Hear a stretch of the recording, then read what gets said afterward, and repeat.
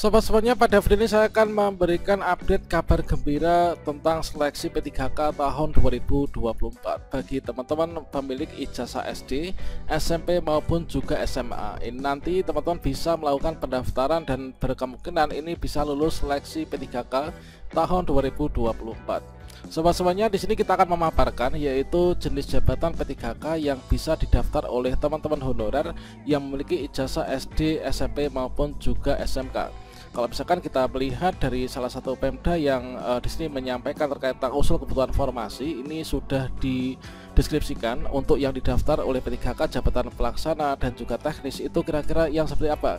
Berikutnya kita juga akan membuka yaitu Kemenpan RB yang menjadi payung hukum terkait tentang jenis jabatan yang bisa didaftar oleh ijazah SD, SMP dan juga SMA.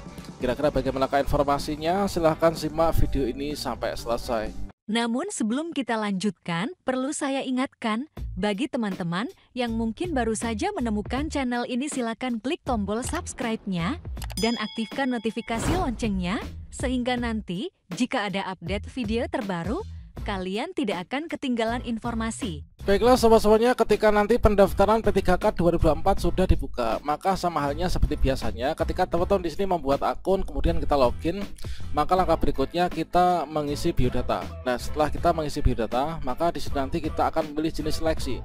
Nah, pada bagian memilih jenis seleksi berdasarkan dari nomor induk kependudukan kita, maka di sini nanti akan ditunjukkan kita itu akan mendaftar sebagai apa dan nanti kita akan menduduki jabatan apa, teman-teman. Nah, di sini nanti akan ada opsi yaitu P3K guru, kemudian P3K teknis, ada P3K kesehatan dan juga CPNS. Nah, dari sini teman-teman nanti akan terbaca nih yaitu untuk ijazah yang dimiliki, ijazahnya apa, kemudian di sini nanti akan disandingkan dengan jabatan yang kira-kira itu akan bisa dilamar menggunakan ijazah yang kita miliki. Itu nanti adalah seperti itu, teman. Jadi di sini kita perlu mengetahui yaitu kalau misalkan ijazah kita itu nanti SD, SMP, SMA, itu nanti kita akan bisa mendaftar jabatan pelaksana ataukah nanti yang teknis. Kita buka saja contoh salah satu edaran ya yang dikeluarkan oleh salah satu Pemda, tepatnya di Jawa Timur, yang mana di sini terkait tentang usulan formasi CASN tahun 2024. Di sini diperinci yaitu teman-teman yang memiliki ijazah SD, SMP, SMA nanti bisa mendaftar dalam formasi apa.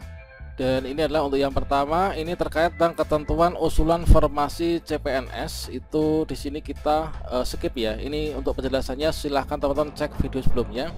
Dan sini kita berfokus pada usulan P3K. Nah, terkait tentang usulan P3K ini kita ambil salah satu rujukan dari salah satu Pemda, tentunya nanti juga akan diterapkan pada Pemda-Pemda lain di Indonesia, dikarenakan untuk payung hukum pelaksanaan seleksi P3K ini sama secara nasional, teman-teman.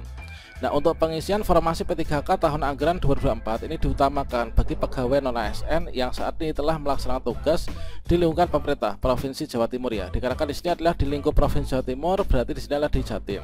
Kalau misalkan teman-teman di daerah tertentu, misalkan ya itu nanti berdasarkan dari daerah tertentu tersebut ya. Ini sebagai tindak lanjut dari penyelesaian tenaga non-ASN ya, yang mana seperti kita ketahui bahwa tenaga non-ASN ini boleh bekerja di instansi pemerintah ini maksimal pada akhir Desember tahun 2024, teman-teman.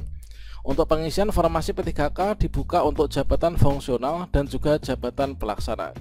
Nah, untuk formasi P3K jabatan pelaksana ini dapat diarahkan pada jenjang pendidikan SD sederajat, SMA dan SMK sederajat, D3 semua jurusan dan juga D4 atau S1 semua jurusan, teman-teman.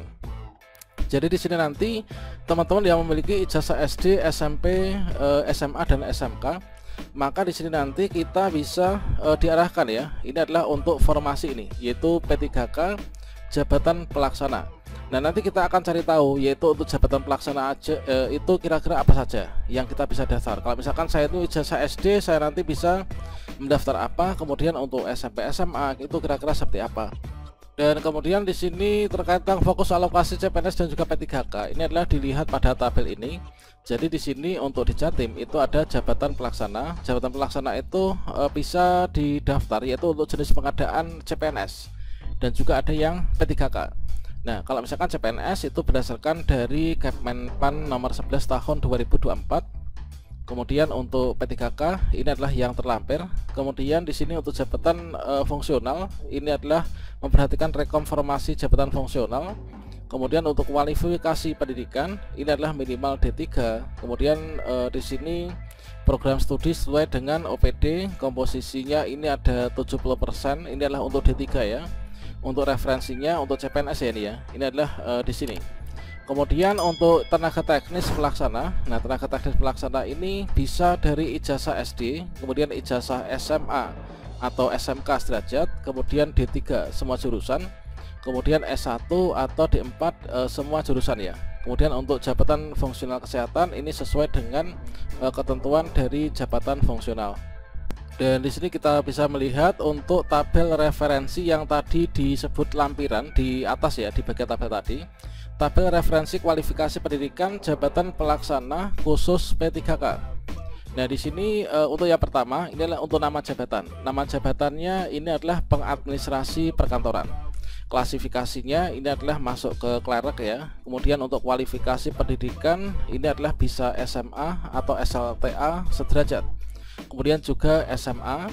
Kemudian di sini ada penata layanan operasional ya. Penata layanan operasional itu masuk ke operator. Ini adalah untuk ijazahnya S1 atau D4 semua jurusan. Jadi untuk ijazah mungkin yang teman-teman tidak linear untuk daftar P3K guru, maka nanti bisa mengarah ke sini ya, yaitu penata layanan operasional. Dikarenakan di sini disebut yaitu untuk semua jurusan teman-teman. Kemudian pengelola layanan operasional ini adalah D3 semua jurusan. Nah, kemudian ini operator layanan operasional nih. Operator layanan operasional ini adalah SMA atau SLTA sederajat, kemudian juga bisa SMK. Kemudian pengelola umum operasional. Ini teman-teman yang memiliki ijazah SD ini bisa mendaftar di sini ya. Jadi untuk ijazah SD nanti klasifikasinya adalah masuk ke operasional, operator. Kemudian di sini nama jabatannya itu pengelola umum operasional teman-teman. Kemudian untuk yang D3 semua jurusan ini adalah operator klasifikasinya, kemudian pengelola Trantibum ya. SMA SLTA sederajat, SMK ini bisa masuk ke Pranata Trantibum. Ini adalah nanti ke klasifikasi operator. Coba kita cek lebih detail teman-teman. Sini coba kita cek yaitu Kepmenpan RB nomor 11 tahun 2024 tentang jabatan pelaksana ASN di lingkungan instansi pemerintah ya. Kita langsung saja ketikkan di sini di pencarian ya, yaitu untuk SD misalkan. Oke, kita ketikkan SD. Nah, ini untuk SD coba kita perbesar.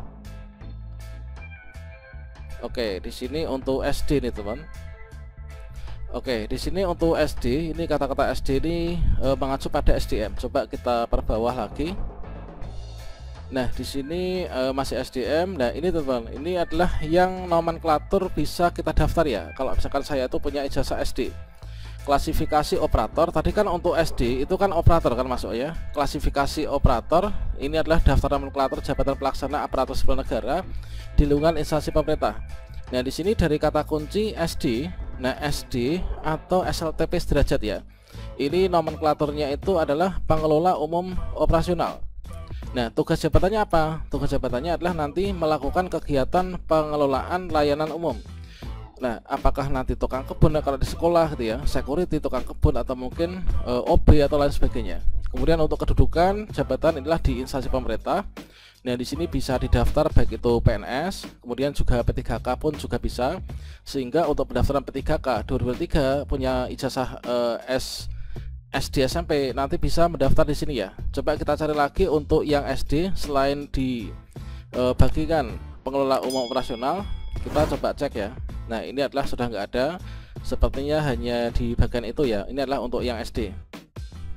Nah, ini kemudian untuk yang coba di sini SMA ya. Oke, di sini SMA ini sangat banyak sekali ya, seperti tadi yang juga sudah kita paparkan. Jadi di Kementerian Kelautan Perikanan misalkan. Kemudian kita cari lagi, ini SMA bisa. Kemudian Kementerian Kesehatan, ini teman-teman yang mungkin honorer di rumah sakit misalkan. Nah, ini posisinya apa? Yaitu operator layanan kesehatan. Ini adalah tugasnya melakukan kegiatan persiapan dukungan di bidang layanan kesehatan. Nah, nanti PNS bisa, P3K pun juga bisa. Semoga nanti ada yang PNS juga ya. Nah, ini Kementerian Perhubungan bisa SMA, MA, paket C, dan lain sebagainya. Nah, teman-teman nanti silakan dicek untuk Kemenpan RB ini dan disesuaikan dengan ijazah kita ya, sehingga nanti kita tahu kita itu akan mendaftar pada jabatan apa. Nah, untuk Kementerian Keuangan pun juga demikian bisa. Oke, ini teman, demikian ya, semoga bermanfaat. Wassalamualaikum warahmatullahi wabarakatuh.